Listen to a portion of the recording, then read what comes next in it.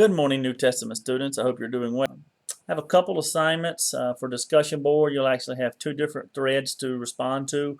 One of them is related to the idea of a proposition. Now, I listed in my discussion board that I'm not looking for your favorite verse.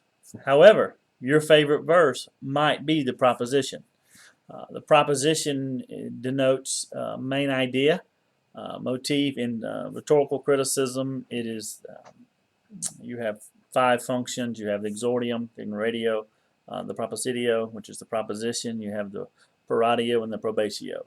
So if you're interested in that, you can check out Quintilian or Cicero or Social Science. I'm not Social Science. So, Rhetorical Criticism by Vernon Robbins.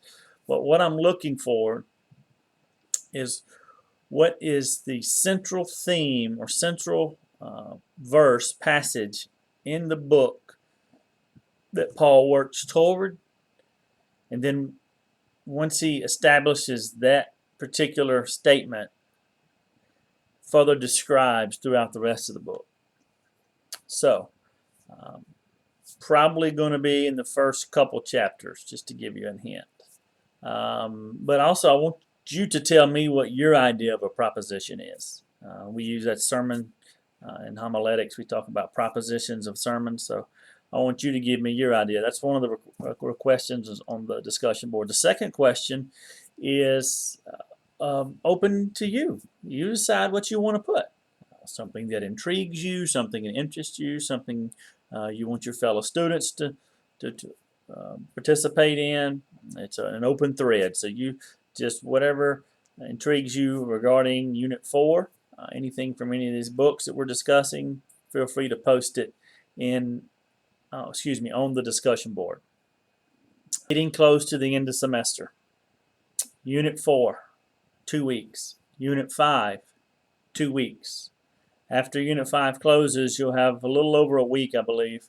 Double check your syllabus to take the final. The final is not, hear me again, is not comprehensive. It will not cover Unit 1, 2, and 3. Only cover Unit 4 and Unit 5. Say it with me again. Unit 4 and Unit 5. So don't get too worried about having to remember the message of the Gospel of Luke for the final. You won't have to do that. Unit 4, Unit 5.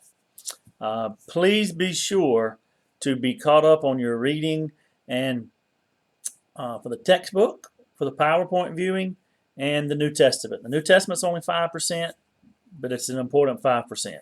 The textbook and PowerPoint viewing, 15% of your grade, you're going to want to do that. You don't want to lose that. Discussion board, 20% of your grade. In other words, you can make it perfect on everything else, not do any of the discussion board, and end up with a C in this class.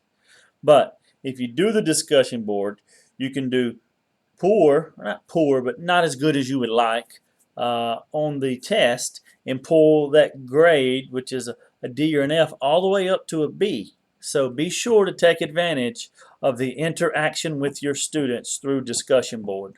If you have any questions about how to maximize your credit, be sure to read over your syllabus. I've listed some things there. And remember, there is an opportunity for extra credit, up to 3 points on your final grade.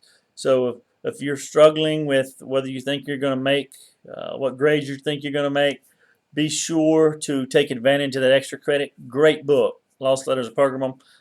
It's a fictional story about early Christian community in that area. It gives you a social and historical understanding about life in the first century. So if you want to understand what it was like to read the New Testament through New Testament lenses, pick up the Lost Letter of Pergamum by Longnecker, and I think Witherington also contributed to that. I could be incorrect. And add that for extra credit. Okay, this is 6 minutes now, so I'm going to let you go. God bless you and have a great day.